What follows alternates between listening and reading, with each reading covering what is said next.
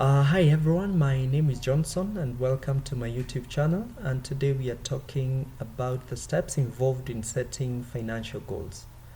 And this is a topic we began last week on Friday, and we were able to cover the first goal, which we said is identify your goals.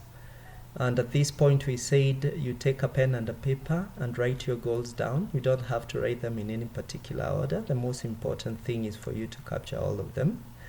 And today we are talking about the second step, which is prioritize your goals.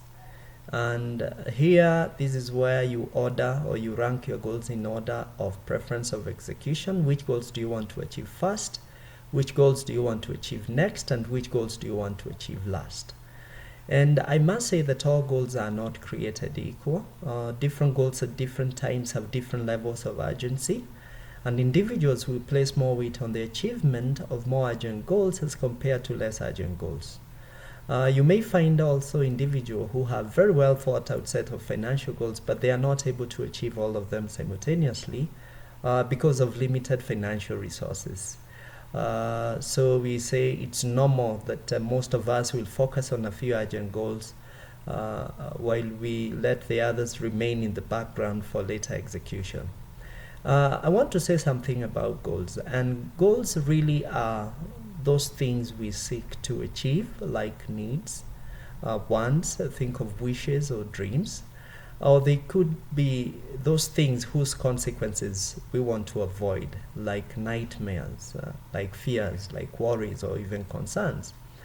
And under this stage of goal prioritization, I would like to categorize goals into three major categories. And one is the high priority goals, the second one is the medium priority goals, and the third one is the low priority goals. And for your high priority goals, these are your primary or critical goals. These are goals that you want to achieve at any cost, because the consequences of not achieving them is dire and psychologically troubling. And just to give an example of those goals that will be regarded as critical goals or high priority goals, I want you to think of being able to meet your ongoing costs of daily living. For example, being able to provide food, shelter, and clothing to yourself or for yourself or your loved ones. Nobody wants to wake up one morning and find that they cannot be able to provide these basic needs for themselves or their family or loved ones. So we say the required probability or the chance or likelihood that we are able to achieve these goals should carry very high success rates, like 99% or even 100%. And I want you to also to think of things like your financial security or being able to maintain your current standards of living maybe in the next few years. So those are things you really want to focus on, and because of the low margin of error that these goals carry, then it reduces the ability of your portfolio that you have dedicated to achieving these goals to carry volatile investment. You don't want to fund these goals by doing investments that are very risky. That you want to say that I want to be buying shares or even real estate so that I can be able to achieve my critical goals. That's not going to happen because what you're really seeking out here is what we call liquidity or high accessibility of your financial resources so that they can meet goals as and when they fall due. And you also look for low risk investment or safety so that you are assured that there is preservation of your capital or principal, and at least you get a modest return. We are not trying to seek high return in the investments that we choose to meet our high priority goals.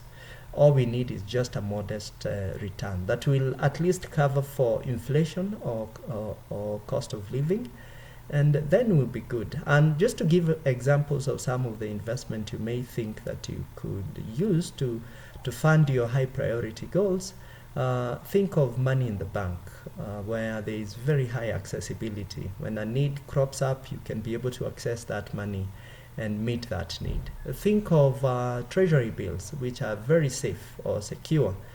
think of well-chosen money market funds, because not all money market funds promise the preservation of capital or a modest return. I also want you to think about savings in a circle, which you can access within a month of giving notice. So be careful not to fund your goals with volatile investment, and I mean your high priority goals, because there is a chance that this investment, the volatile investment, fluctuate, they move up and down, and you could go at a time where they are temporarily your investments are temporarily depressed, and you cannot get your money to meet your high priority goals. The next level is the medium priority goals, and these are goals that are less critical than high priority goals, and here we require a slightly lower probability of achieving them, and that could be somewhere between 80 to 85% success rate. And so the consequences of not achieving them are not so dire as compared to high priority goals. And so at this point, we can even afford to fund these goals with a bit more aggressive investments that have slightly higher risk, but also promise a slightly higher return. And finally, we have our low priority goals, and these are goals that really we actually don't have to achieve them, especially if we've not been able to cater for our high priority and medium priority goals. And I want you to think of such a goal like being able to fund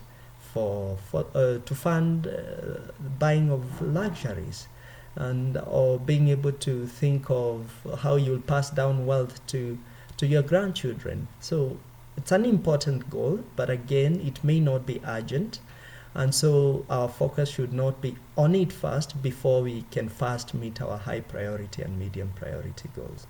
And I once read a statement somewhere that we all have so many unfulfilled dreams. So, and I often hear it said that the grave is where there are so many unfulfilled dreams. So we may not be able to achieve all our dreams, which are low priority goals, and we can only think of them after we've achieved the other two. So thank you very much for taking your time to listen to watch and listen to this video. I still invite you to make comment, to subscribe if you haven't subscribed, and I look forward to meeting you in subsequent videos. And so thank you very much, and I wish you a great day. Goodbye. Thank you.